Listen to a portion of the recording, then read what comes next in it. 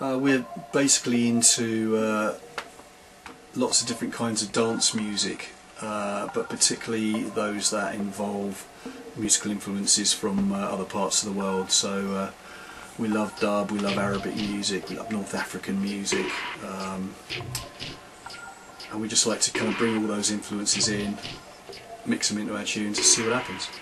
It's completely unlike most other kinds of drumming and most other kind of rhythms, and when you place that against other types of rhythms, especially more regular pounding rhythms, say a 4/4 beat or a two-step, something like that, suddenly it just brings it to life.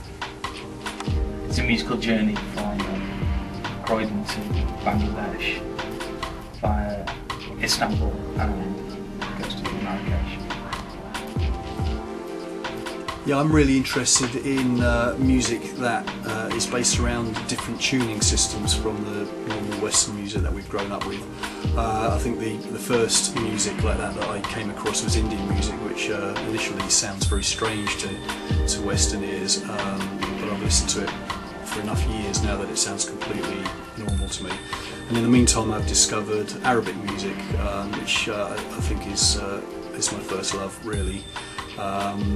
And starting to bring some of that into our own music, and I play fretless guitar for the reason that I can have a go at playing some of those Arabic scales where there are notes that are in between the normal notes in Western music.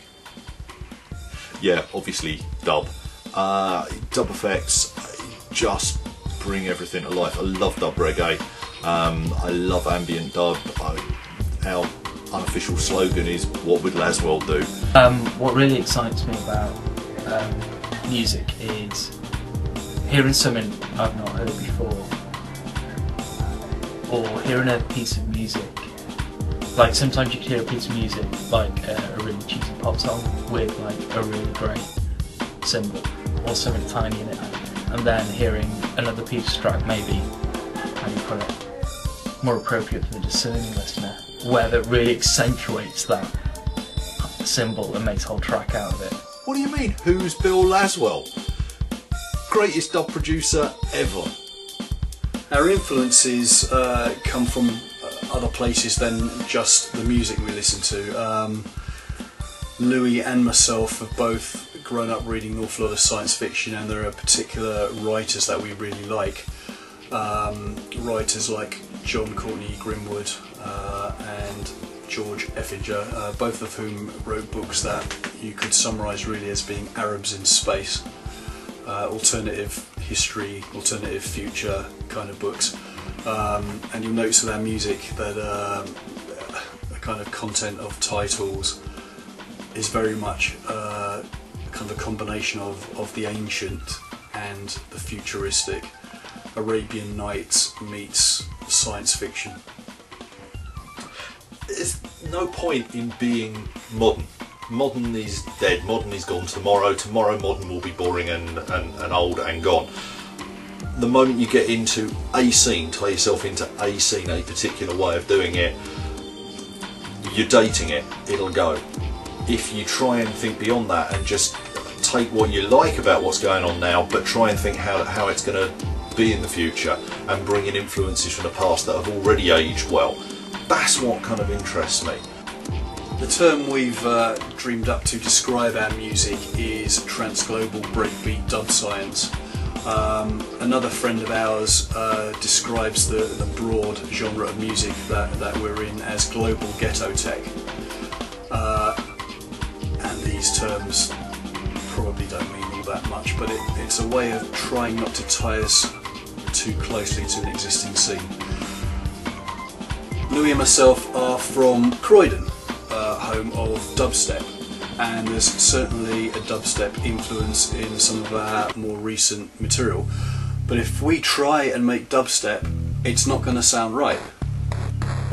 So we take the things that we like from a whole stack of different genres of music, mix them up and come up with something that is uniquely our own.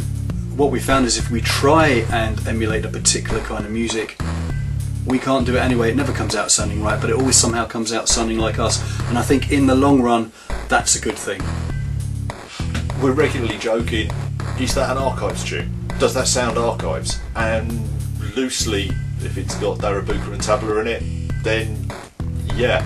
Anything outside of that, if it's a big house tune, that sounds great, and we decide, yeah, even though I'm a bit nervous and it's a bit of a banging house tune for an archives project, doesn't matter. If it's drum and bass, that's great. If it's dubstep, that's great. If it mixes different things, that's great. There's kind of a pressure in the modern music world for an artist to only make one kind of music, and then you get tagged with that label. But when you think of some of the truly great bands from music history, for example Led Zeppelin, they would do songs that were heavy rock, they would do songs that were old dirty blues, they would do songs that were acoustic folk, and they would do tunes that had a Moroccan Eastern influence, and yet nobody at the time ever said, oh, they're playing too many different styles of music. They were Led Zeppelin. And I think that's kind of our approach as well. We listen to a whole stack of different kinds of music, so we like to bring all those influences in. We can't be pegged as being within one genre of music, which is why we made up our crazy name, Trent's Global Breakbeat Dub Science. It's the modern world, and so we're doing a lot of other things apart from just recording music and putting the occasional CD out. We have a blog where we talk about changes in the music industry and just draw attention to cool things that we find in the music world. We have a podcast which we basically shamelessly pimp our own music, but also play amazing music that I track down from various sources. And we have music for free download on our own website, but also on other sites such as SoundCloud and Fertilizer and the 61, and we're on MySpace and Facebook and probably some others that I've forgotten about.